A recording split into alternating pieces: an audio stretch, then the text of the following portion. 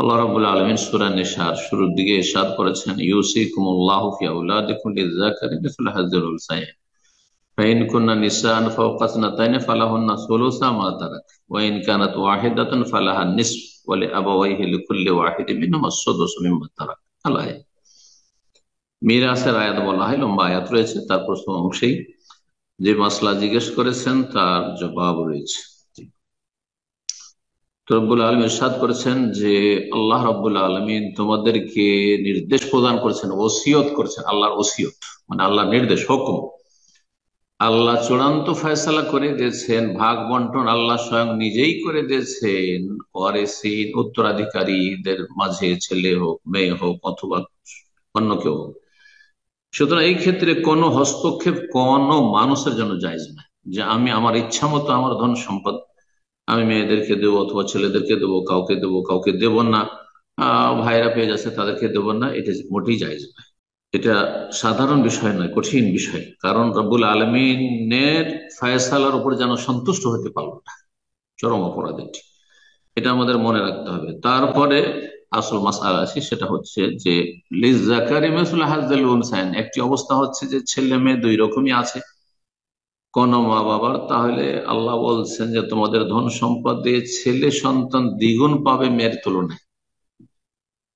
মানে দুই ভাগ দেবেন ছেলেকে আর এক ভাগ মেয়ে। আর শুধু যদি মেয়ে হয়, কন্যা সন্তান যেমনটা জিজ্ঞেস করেছেন, তার দুটো অবস্থা, একটা হচ্ছে শুধু একটি মেয়ে অথবা তার বেশি, দ্বিতীয় অবস্থা হচ্ছে দুই বা ততোধিক।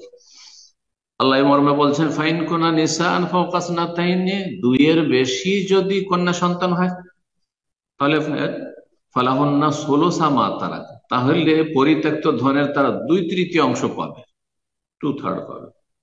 3 ভাগ করে 2 ভাগ পাবে, তাহলে একটা ভাগ মেয়েরা পাচ্ছে না।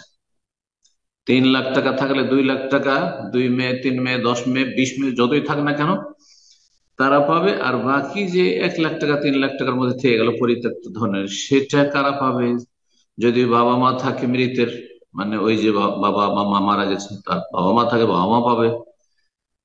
আর বাবা থাকলে সে আসাবা হইতে পারবে। সুতরাং হ্যাঁ, মা থাকলে মা ষষ্ঠ অংশ নিল, আর না থাকলে বাবা সবই নিতে পারবে। বাবা নেই, ভাইয়েরা আছে, বাবা হয়তো দুনিয়া থেকে চলে গেছে, ভাইয়েরা আছে তো ভাইয়েরা পাবে। ভাই বোন যদি থাকে তো এরকম তারা পাবে। ভাই বোন কেউ নেই, ভাতিজা আছে তাহলে তারা পাবে।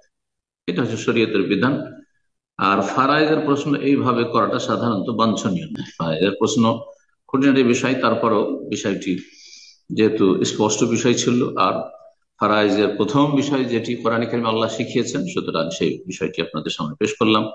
আল্লাহ রাব্বুল আলামিন তার ফয়সালায়, তার ভাগ বন্টনে, সেটা তকদিরের ক্ষেত্রে হোক অথবা মিরাসের ধন সম্পদের ভাগ বন্টনের ক্ষেত্রে হোক, সন্তুষ্ট হওয়ার তৌফিক দান করে। আল্লাহর বিধানের ওপর সন্তুষ্টির কথা মন্ত্রের মতো বলছেন, রাদিতু বিল্লাহি রাব্বান ওয়া বিল ইসলামি দীনান ওয়া মুহাম্মাদিন সাল্লাল্লাহু আলাইহি ওয়াসাল্লাম নবিয়ান বলছেন, কিন্তু রাজি হইতে পারছেন না অনেকে। না, তাহলে আপনি মন্ত্র পাঠ করছেন। এই দুয়ার অর্থ হচ্ছে যে আমি আল্লাহর উপর সন্তুষ্ট, আল্লাহর দ্বীনের উপর সন্তুষ্ট, আল্লাহর নবীর প্রতি সন্তুষ্ট, মানে তার আল্লাহর পক্ষ থেকে, রাসূলের পক্ষ থেকে দ্বীনের বিধিবিধান থেকে যা এসেছে আমি সন্তুষ্ট চিত্তে মেনে নিলাম। রব্বুল আলামিন আমলের তৌফিক দান করেন।